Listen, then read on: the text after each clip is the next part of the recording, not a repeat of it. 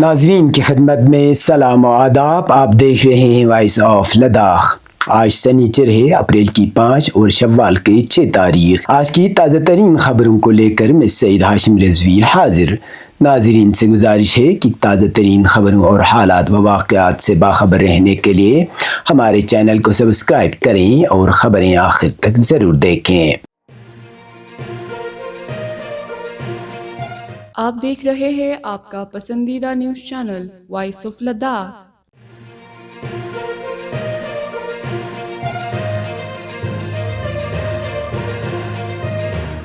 آل traders association Kargil کے اعتراض کے بعد ٹاٹا موبائل گاڑیوں کے ذریعے دیہی علاقوں میں سبزی و میوہ کی سپلائی بند کر دی گئی، جس سے دیہاتوں کے لوگ شدید مشکلات کا شکار ہو گئے ہیں.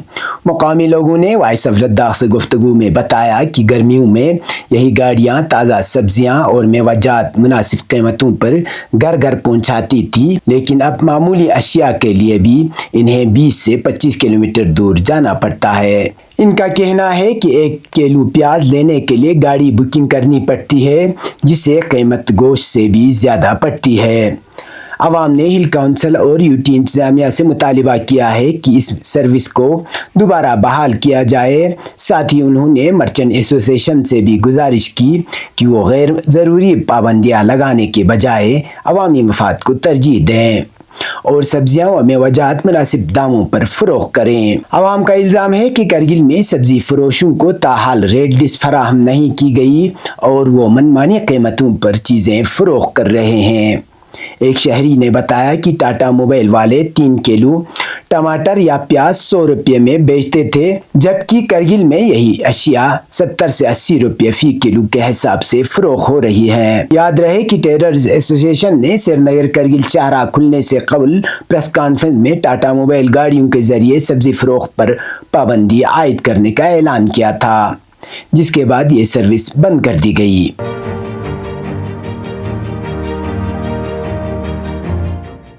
کھوکھو ایسوسی ایشن کرگل کی جانب سے جاری پریس ریلیز کے مطابق لداخ کی مرد خواتین کھوکھو ٹیم نے اڑیسہ میں منعقدہ سینئر نیشنل کھوکھو چیمپئن شپ میں شرکت کی، جو کہ خطے کے لیے اہم سنگ میل ثابت ہوا. کھوکھو ایسوسی ایشن لداخ کی جنرل سیکرٹری سعید معراج الدین شاہ نے ٹیم کی کارکردگی کو سراہتے ہوئے کہا کہ کھلاڑیوں نے جوش و جذبے کے ساتھ بہترین کھیل پیش کیا.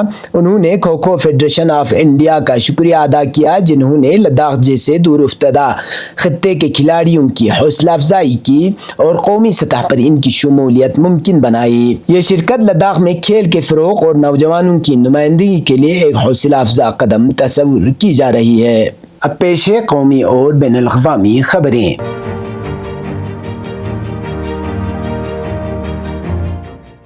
پارلیمنٹ میں انڈیا بلاک کی طرف سے متحد ہو کر وقف ترمیمی بل کی مخالفت کرنے کے بعد کانگریس رہنما پرجوش نظر آ رہے ہیں. پارٹی کے سینئر رہنماؤں نے اعلان کیا ہے کہ انڈیا بلاک اہم قومی مسائل پر ایک ساتھ کھڑا رہے گا، لیکن اس کی حلیف پارٹیاں ریاستوں میں اپنے حکمت عملی خود طے کرے گی. انڈیا بلاک کی جانب سے وقف ترمیمی بل کی متحدہ مخالفت سے کانگریس کے سینئر لیڈروں میں امید و حوصلے کی نئی لہر پیدا ہو گئی. کانگریس کے اندرونی ذرائع کے مطابق قانون بننے سے پہلے اس بل پر صدر دروپدی مرمو کے دستخط ہونا باقی ہے اور پارٹی اسے سپریم کورٹ میں چیلنج کرے گی، لیکن لوک سبھا اور راجیہ سبھا میں ووٹنگ کے انداز سے ظاہر ہوتا ہے کہ ارکان پارلیمنٹ کی ایک بڑی تعداد اس قانون سازی کے خلاف تھی. کانگریس کے اندرونی ذرائع نے بتایا کہ اس بل نے بی جے پی کی اتحادیوں تیلگو دیشم پارٹی اور جنتا دل یونائٹڈ اور اڑیسہ میں بیجو جنتا کو بے نقاب کر دیا. چھتیس گڑھ کے سابق نائب وزیر اعلیٰ اور senior Congress leader T S Singh نے کہا کہ ٹی ڈی پی اور جے ڈی یو دونوں اپنی ریاستوں میں مسلم نواز موقف اختیار کرتے ہیں، لیکن پارلیمنٹ میں وقف بل پر بی جے پی کی حمایت کرتے ہیں. اس سے ان کا دوغلے پن سامنے آ گیا. میرے خیال میں جے ڈی یو کو بہار میں آنے والے ریاستی انتخابات میں اپنے موقف کے نتائج سے دوچار ہونا پڑے گا۔ واضح رہے کہ انڈیا اتحاد 2024 کے لوک سبھا انتخابات سے پہلے تشکیل دیا گیا تھا، جس میں یہ بلاک بی جے پی کو سخت ٹکر دینے میں کامیاب رہا۔ اس اتحاد کی وجہ سے لوک سبھا انتخابات کے دوران بی جے پی 240 سیٹوں تک محدود ہو گئی، لیکن بعد میں دلی اور ہریانہ کے اسمبلی انتخابات میں اتحادی پارٹیوں کانگریس اور آپ کو ایک دوسرے کے خلاف الیکشن لڑتے ہوئے دیکھا گیا۔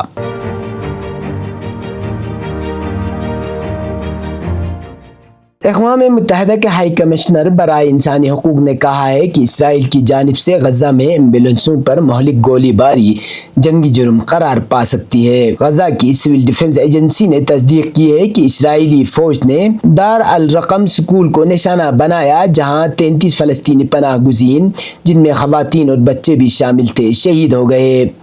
فلسطین کی مزاحمتی تنظیم حماس نے ایک بیان جاری کیا ہے، جس میں غزہ میں دار الرقم سکول پر حملے کی شدید الفاظ میں مذمت کی گئی ہے۔ دوسری جانب اقوام متحدہ کے ہائی کمشنر برائے انسانی حقوق نے کہا ہے کہ اسرائیل کی جانب سے غزہ میں ایمبولینسوں پر مہلک گولی باری جنگی جرم بن سکتی ہے۔ مقبوضہ فلسطین میں اقوام متحدہ کی انسانی حقوق کے ہائی کمشنر وولکر ترک نے اس حوالے سے کہا ہے کہ 2 ہفتے قبل غزہ میں 15 ڈاکٹروں اور ایمرجنسی ورکرز کی شہادت نے اسرائیلی فوج کے جنگی جرائم کے بارے میں مزید تشویش پیدا کر دی ہے۔ اقوام متحدہ کا ہائی کمشنر برائے انسانی حقوق نے مزید کہا ہے کہ ان ہلاکتوں کی آزادانہ، فوری اور مکمل تحقیقات ہونی چاہیے اور بین الاقوامی قوانین کی کسی بھی خلاف ورزی کے ذمہ داروں کو جواب دہ بننا چاہیے۔ دریں اثنا فلسطینی میڈیا نے رپورٹ کیا ہے کہ اسرائیلی حکومت نے ایک نئے حملے میں شمالی غزہ کی پٹی میں جبالیہ کیمپ میں فلسطینی پناہ گزینوں کے لیے اقوام متحدہ کی ریلیف اینڈ ورکس ایجنسی سے منسلک ایک کلینک کو نشانہ بنایا، جہاں فلسطینی پناہ گزینوں کو رکھا گیا تھا۔ یہ تب تک کی خبریں، اسی کے ساتھ مجھے اور میرے ساتھیوں کو دیجیے اجازت۔ اللہ حافظ۔